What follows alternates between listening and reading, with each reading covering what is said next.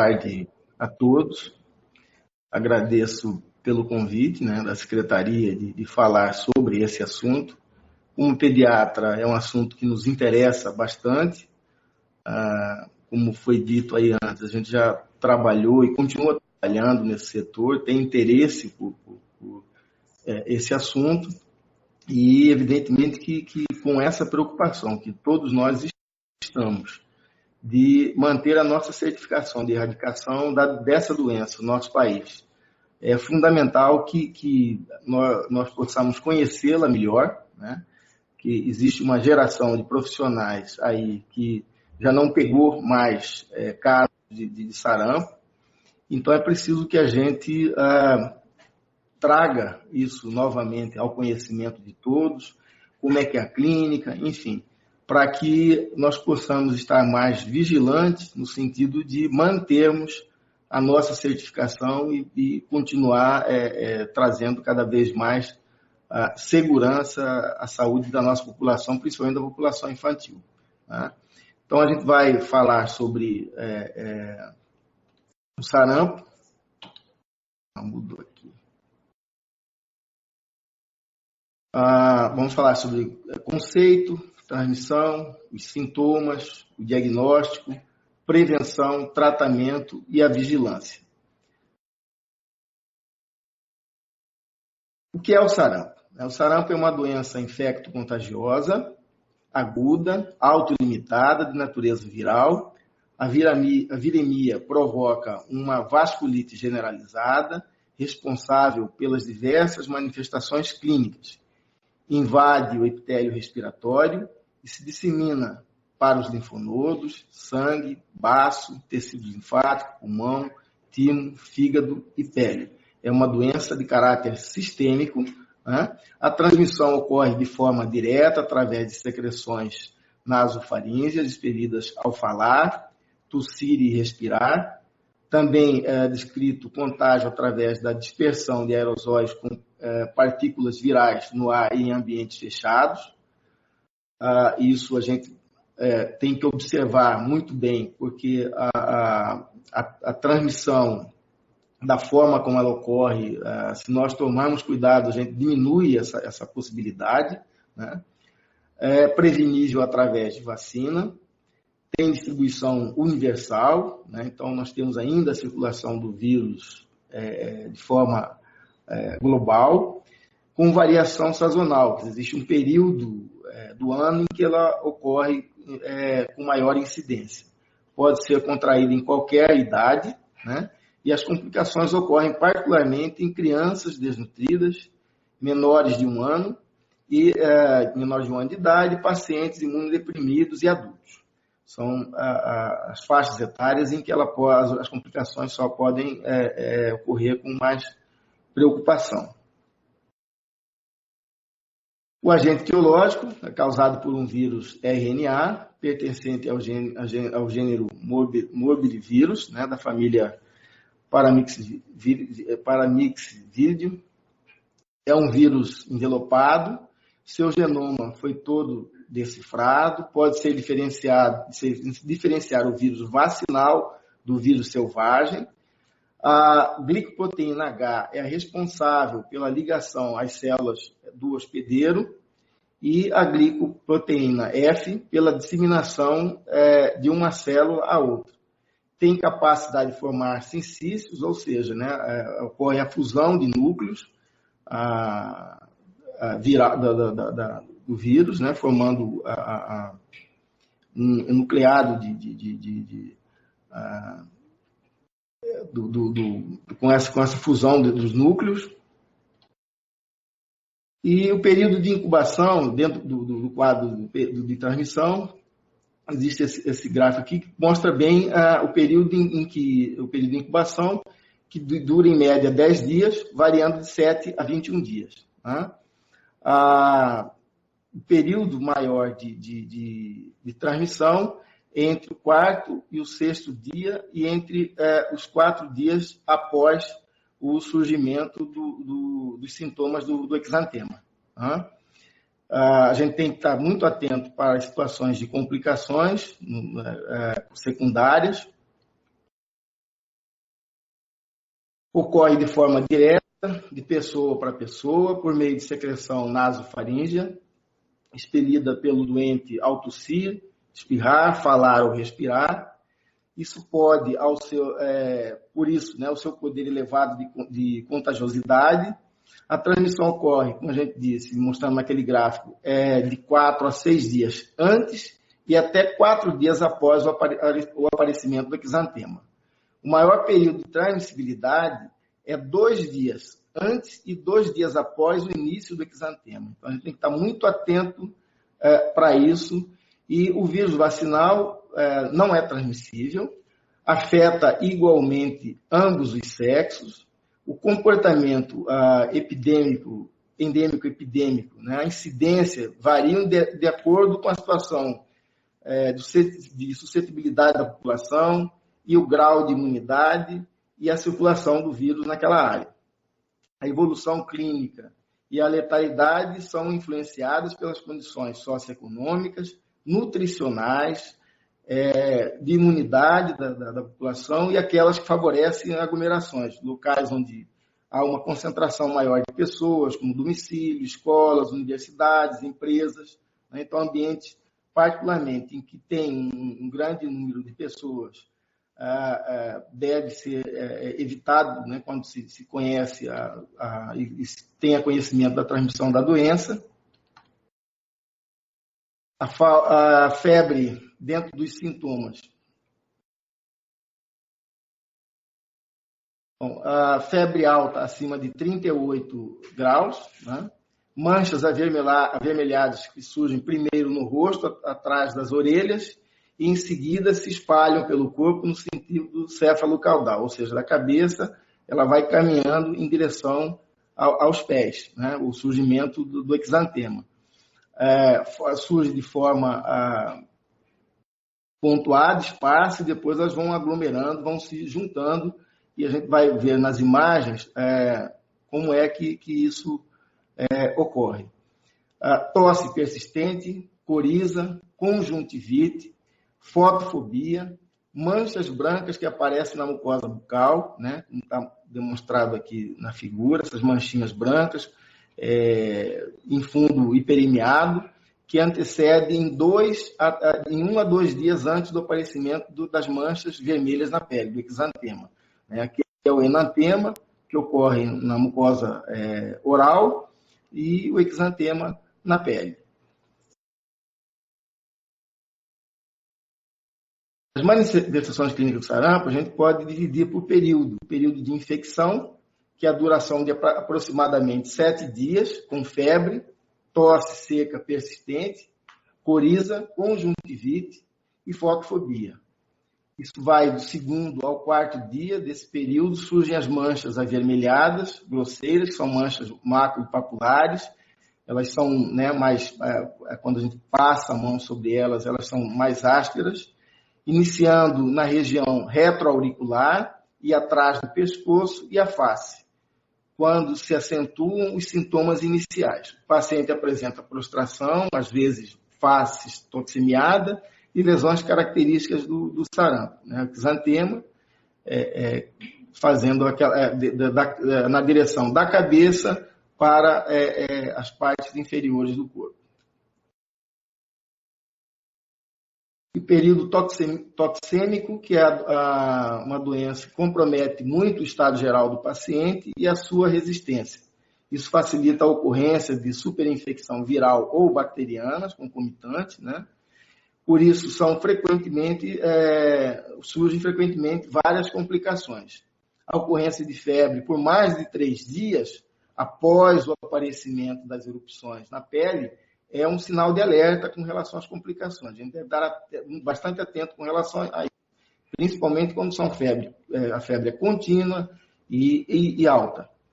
Pode ser indicativo das complicações, como eu disse, Aqui, dá para a gente ver bem que ela a exantema começa de forma um pouquinho esparsa, depois elas vão confluindo. E o período de remissão caracteriza-se pela diminuição dos sintomas com declínio da febre, a erupção ela se torna mais escurecida, tá? E em alguns casos surge descamação fina, lembrando farinha, daí o nome furfurácea. O diagnóstico do sarampo, através dos sinais e sintomas clínicos sugestivos. O sinal de Koplik é importante, porque ele é característico do sarampo, aquelas lesões que surgem na mucosa oral, né?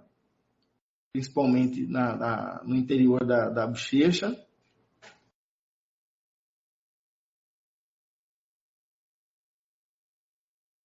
E a história epidemiológica, ela é importante, quer dizer, né? Se teve contato com alguém que teve a doença, né? No caso específico desse momento agora que nós estamos vivendo, se teve contato, se viajou para o exterior, se tem lembrança, se teve contato com alguém com a doença, né? A história vacinal, data, número de doses, e através da sorologia e o isolamento viral. Só para a gente mostrar melhor o Koplik, que é o enantema, representado por essas manchas esbranquiçadas em fundo hiperemiado. Uma imagem mais ampliada do exantema na região do tronco.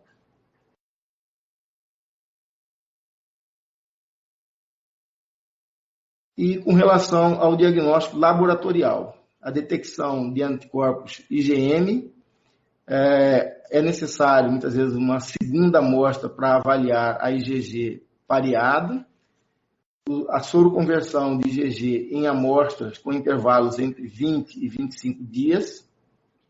Depois pode detalhar melhor esse assunto.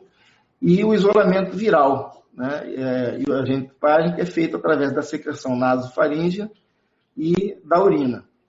Para o sarampo, a rede pública oferece exames laboratoriais nos LACENs de todos os estados. A prevenção do sarampo, a vacina é a única forma de prevenir a doença. O esquema vacinal, crianças de 12 meses a menores de 5 anos de idade, uma dose deve ser feita aos 12 meses com a tríplice viral e a outra aos 15 meses de idade com a tetra viral. Crianças de 5 a 9 anos de idade que perderam a oportunidade de serem vacinadas anteriormente, é feito 2 doses da vacina tríplice viral com intervalos de 30 dias. O adolescente e adulto até 49 anos, né, aí já de forma seletiva, pessoas de 10 a 29 anos, 2 doses da vacina tríplice. Pessoas de 30 a 49 anos, 1 dose da vacina tríplice. Quem comprovar a vacinação contra o sarampo, conforme preconizado para a sua faixa etária, não precisa receber novamente a vacina. Tá? Em casos de situação de bloqueio, ou seja, aquelas pessoas que não conhecem sua história vacinal, né, não sabem se tomaram ou não tomaram a vacina e tiveram contato recente com casos de sarampo, nestes casos específicos, você reduz a idade para a vacinação entre 6 a 11 meses, né? E depois dessa primeira dose, ela entra no esquema normal do Programa Nacional de Vacinação, fazendo a sua segunda dose. E aqui no caso, os casos entre 1 e 29 anos. E de 30 a 49 anos também. Em que situação não se deve fazer a vacina, né, nos casos suspeitos de sarampo? Em gestantes, devem esperar para serem vacinadas após o parto. Caso esteja planejando engravidar, assegura-se de que está protegida. Exame sorológico pode dizer se você está imune da doença ou não, né? Então, antes disso, de engravidar, ela pode fazer uma sorologia para saber se ela está protegida ou não. Se tiver, não há necessidade da vacinação.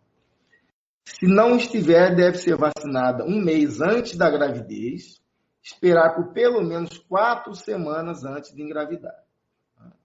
Menores de 6 meses de idade, não se recomenda fazer a vacinação, e em situações de pacientes de pessoas imunodeprimidas. Pacientes que estão fazendo tratamento para câncer, para neoplasia, pacientes que por alguma razão têm alguma imunodeficiência, pacientes soropositivos. Tratamento do sarampo é um tratamento inespecífico, você trata basicamente os sinais e os sintomas. É fundamental o isolamento respiratório para diminuir a disseminação dos casos, prevenindo as gotículas de aerosol liberadas pelas pessoas infectadas e que ficam em suspensão no ar ou o contato direto com essas gotículas de saliva das pessoas doentes. É recomendável a administração da vitamina A. Ocorre, nesses casos, o ressecamento da mucosa conjuntival e pode ocorrer a cegueira. Então, é importante o papel da vitamina A no tratamento preventivo da cegueira, nos casos de sarampo. O tratamento com antibiótico profilático é contraindicado, absolutamente, só em casos em que haja complicação evidente, que, de acordo com cada caso específico, deve ser feito o tratamento com antibiótico, mas não de forma profilática. Deve ser atendido por profissionais de saúde com imunidade ao sarampo, demonstrada em histórico vacinal ou exposição natural anterior ao vírus. E, por exemplo, é o meu caso, que tive na minha infância. Casos sem complicações ou risco social, manter a hidratação, o suporte nutricional é extremamente importante, como eu disse, sintomáticos, principalmente para diminuir a hipertermia, a higiene adequada dos olhos, da pele e das vias aéreas superiores. Essa higiene é fundamental para, inclusive, diminuir a transmissão da doença. E nos casos de complicações, que normalmente ocorrem casos de diarreia, pneumonias, otites, encefalite, devem ser tratados de acordo com cada especificidade. Existem quadros que são virais, que vão ser tratados como uma infecção viral qualquer. E casos bacterianos, evidentemente, vai ocorrer a necessidade da antibiótico terapia.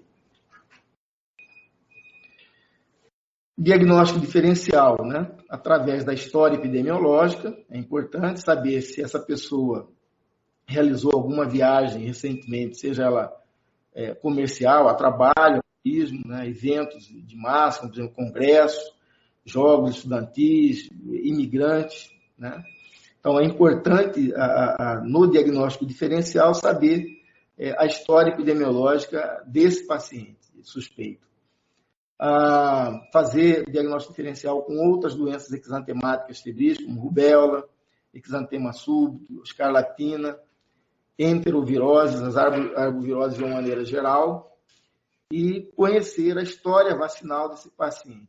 Se tem uma história vacinal completa, confirmada, praticamente já pode se descartar os casos como o caso de sarampo. E o diagnóstico laboratorial, quando necessário. Bom, sarampo do ponto de vista epidemiológico e interesse coletivo. Nós sabemos hoje que o Brasil vem sendo acometido com vários casos, vários, inclusive, já confirmados, em alguns estados brasileiros, para citar dois, o estado do Amazonas e Roraima, principalmente relacionado à imigração dos venezuelanos para o nosso país. Nós temos outros estados em que ocorreram casos suspeitos, por exemplo, Mato Grosso, nós tivemos um número de casos suspeitos em torno de 42 casos, já descartados, mas temos em alguns outros estados que estão em investigação. Hoje nós temos no país em torno de 7 mil casos em investigação. Os casos suspeitos de sarampo são de pessoas com febre e exantema maculopapular, acompanhado de tosse ou coriza ou conjuntivite, independente da idade e da situação vacinal. Ou todo indivíduo suspeito com história de viagem a locais com circulação viral ativa nos últimos 30 dias ou de contato no mesmo período com alguém que viajou para estes locais com casos de sarampo.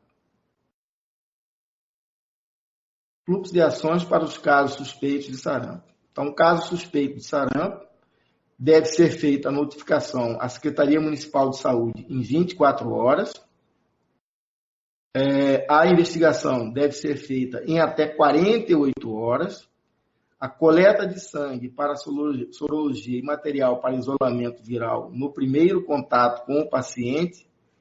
Vacinação de bloqueio, vacinar os contatos suscetíveis em até 72 horas.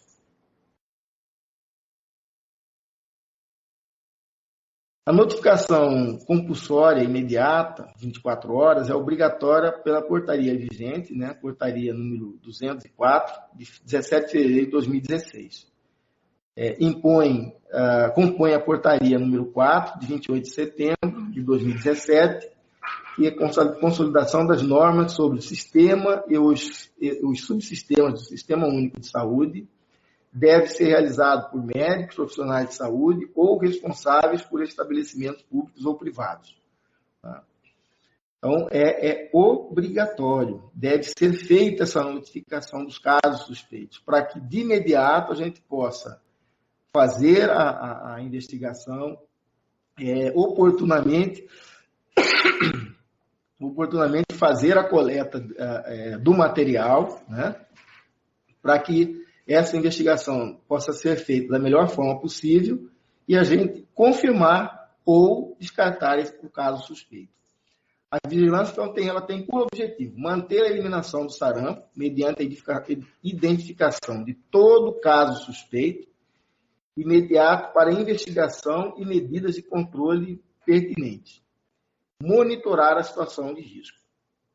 Realizada pela equipe de vigilância do município, estratégia de saúde da família, onde há necessidade. Quem foi afetado, né? Nome, idade, sexo, situação vacinal, quando ocorreu o caso, data da febre, data do exantema, data do início de outros sinais e sintomas e data da notificação.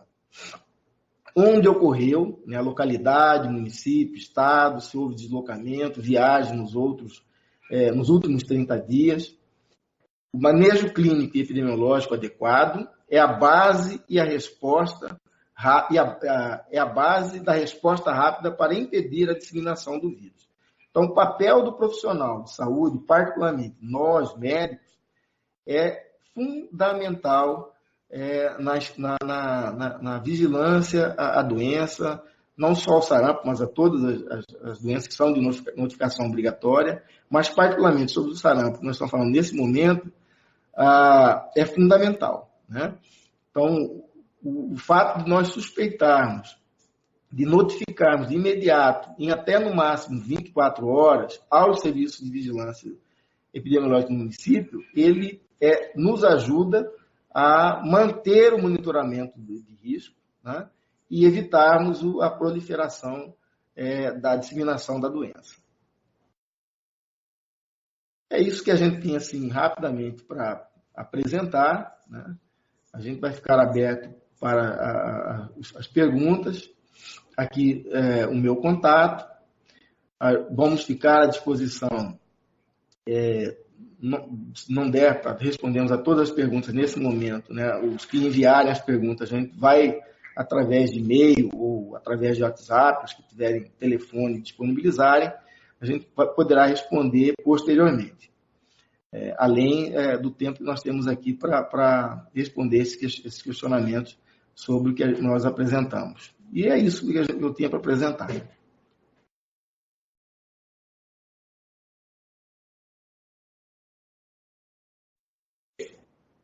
Bom, retornando, até o momento tem 3 perguntas, né? Uma é do Rafael. Rafael, aqui você pergunta, boa tarde, e quando o paciente não quer ser notificado? Bom, a notificação ela é obrigatória, né? Aí é uma questão de prevalecer o interesse da coletividade sobre o interesse do indivíduo, né? Existe lei, portarias, enfim, está muito bem regulamentado isso. É uma situação de interesse coletivo, né? Tem que ser notificado, não existe isso de eu não quero, né? A notificação ela é sigilosa, ela se restringe aos profissionais que trabalham na área, são obrigados ao sigilo profissional, então não há por que a pessoa não querer notificar. E é a partir da notificação que se desencadeia o processo de vigilância, de investigação e de vigilância à doença, àquele caso específico, né? Então, há necessidade de se notificar e há a obrigatoriedade de notificar. Então, deve ser notificado. Se houver alguma dificuldade, alguma resistência por parte do indivíduo de que notifique o caso, né, específico, algumas vezes a gente pode até requisitar o apoio do Ministério Público, né? Porque isso é de interesse relevante para a coletividade. Esse é um ponto, essa é uma pergunta. E a outra pergunta é com relação a... se o paciente... Peraí, acho que eu subi aqui, né? Se uma mulher, né, que ainda não sabe que está gestante for vacinada, a questão de se restringir a vacinação à gestante é apenas uma precaução, né? Não que possa ocorrer algo decorrente da vacina do sarampo em uma gestante. Os trabalhos mostram que não há riscos maiores, mas com uma medida de precaução se coloca como uma restrição. No caso, respondendo à pergunta, se ela não sabia e foi vacinada, o caso deve ser notificado e vai ser acompanhado pelo Serviço de Vigilância Epidemiológica até o nascimento dessa criança, tá? Então, nesses casos, a conduta é essa.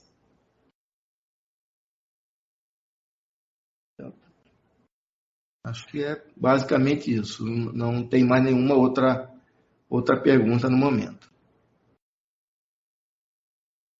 Se alguém tiver mais alguma outra pergunta, né, pode ser feito através do site, do próprio site, né, e também do que nós colocamos na tela aqui no final, e tem o meu telefone também, né, os colegas médicos podem ligarem diretamente e conversar conosco, e a gente pode, nos casos de dúvidas que ocorrerem, principalmente no momento do atendimento ao paciente, a gente vai estar à disposição para responder. Em síntese, é isso que a gente tinha para expor, e estaremos à disposição, além, né, desse espaço aqui, nesses endereços, para que vocês contactem conosco e a gente possa ajudá-los. É isso.